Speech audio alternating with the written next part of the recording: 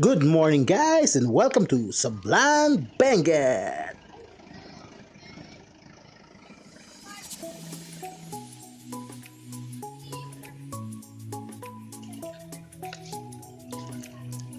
Guys, nandito kami sa Sablan Benguet and check nyo to guys, this plant is what we call wild beans and at the same time tinatawag din siyang purple flower beans. As you can see, meron siyang bunga. So it is wild. Wow, ang ganda niya.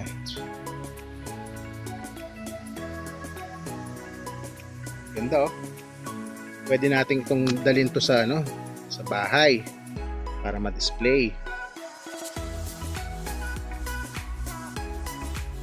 Bata tayo guys, meron tayong tinatawag na napag-aralan sa school na makahiya or Mimosa pudica. Yan. So ito siya. Bakit siya makahiya? Kasi pag tinouch mo, yun.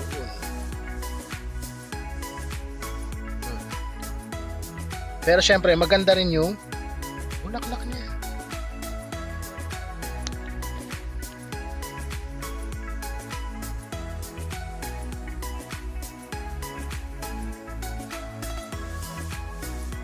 Dito sa mountainous area ng Sablan guys, may nakita kaming parang mga angel's breath. Pero ito palang white flowers na to guys, tinatawag itong white snake root.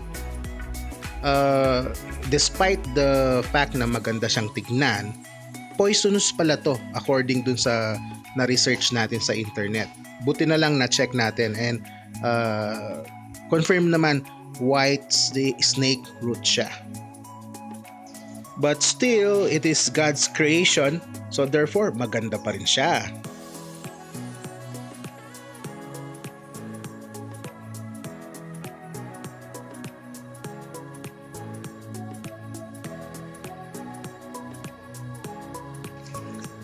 According sa tour guide ko guys, meron tayong isang tree dito na matanda na at parang pwede nang ituring na millennial tree.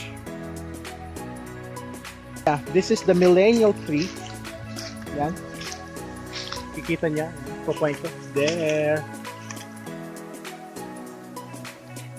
Ang tawag sa kanila ay Ficus benjamina na relatives ng balete trees.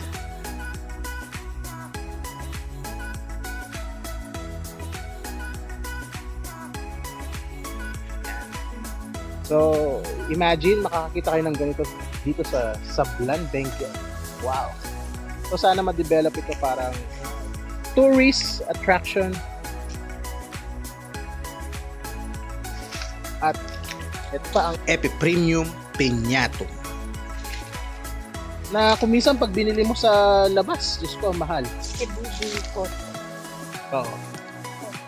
Photos, yan. O, alam ko yung photos. Check this out. Sanggumay.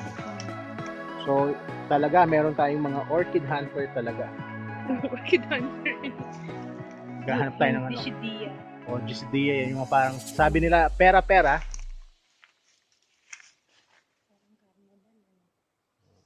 At yun yung mga wild orchids na native here in the Philippines. One day club. Yung ganito, Yan guys, ang tinatawag na wild orchids na pangalan ay Orchids quinquebonera.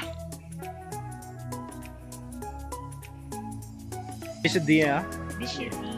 Yan, makikita mo yan sa mga old house ng mga lola-lola na nakasabit lang. Pero nasa wild, nagtatribe talaga yung mga yan. Yan. Mga sanggumay. Iyon te. Mushroom. Yung mga tinatawag din ng dampol. Look we're fortunate guys na nakita natin ito. Hindi lang yung mga nasa basket or nasa mga coconut husk, pero syempre, talagang meron pala. See kaya lang, dapat pangalagaan natin kasi kita mo to parang dead na. So, kung nasa pangangalaga to ng mga tao, kaya mag-thrive.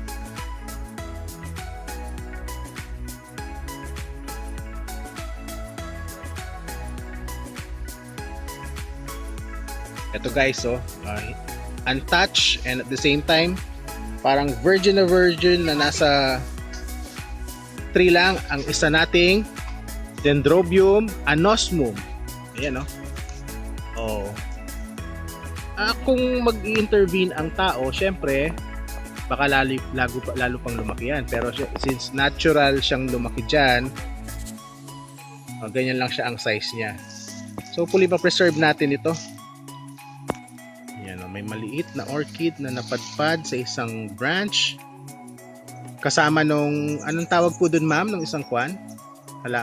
Orchid doon, madam? Eredes. So, Eredes din yeah. yung mga yan. Fight natin. Tut, tut, tut, tut. Yun, dun po. Yun. Sabi ng isang tour guide namin dito, guys, damo lang daw ito. Pero, imagine, if you're going to cultivate this and at the same time propagate this kind of plant. Oh, ang ganda tignan, no? Sa surroundings, oh. Magiging tourist destination ng bawat place kung magkukultivate sila ng mga magagandang halaman na nakikita lang sa daan-daan. Oh, see? So sana makita to ng government na potential na tourist attraction. Ayusin nila at the same time ilagay nila sa different places. Oh, di ba? Ecotourism ang tawag doon.